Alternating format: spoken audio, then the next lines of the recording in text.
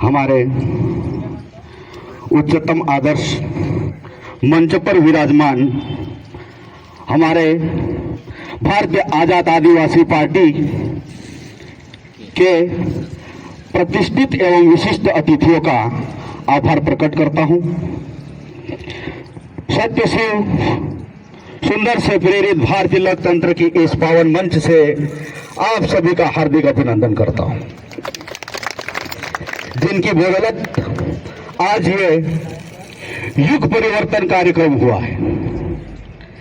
ग्रामीण अंचल से पधारे समस्त हमारे युवा भाइयों का अभिवादन करते हुए हमारी सभ्यता संस्कृति के संस्कार से संजोए आयु से अनुभवी सम्मानित बुजुर्गों को चरण वंदन करता हूं।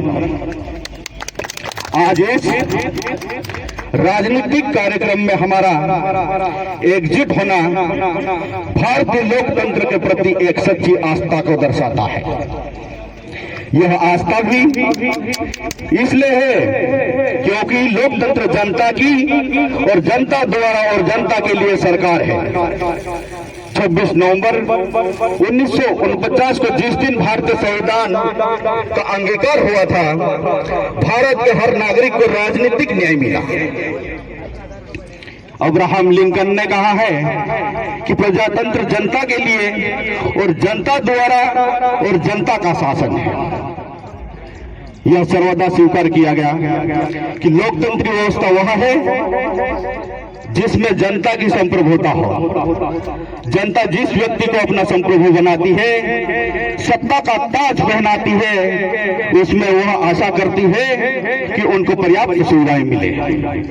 लोकतंत्र केवल एक विशिष्ट प्रकार की शासन प्रणाली ही नहीं है, केवल सत्ता की कुर्सी पर बैठना ही राजनीतिक लोकतंत्र नहीं है। एक नैतिक एवं मानसिक भावना का नाम भी लोकतंत्र जीवन का समग्र दर्शन है। और उस के शब्द में कहते हैं कि राजनीति के क्षेत्र में जो सर्वोत्तम है वह है न्याय, तथा न्याय उन बातों में निहित है जिनमें सार्वजनिक हित हो। दोस्तों, लोकतंत्र में जनता की संप्रभुता होती है। लोकतंत्र जनता की राय और अंतरात्मा की आवाज होती है। लोकतंत्र में आम आदमी को की वोट की कीमत कई गुना होती है।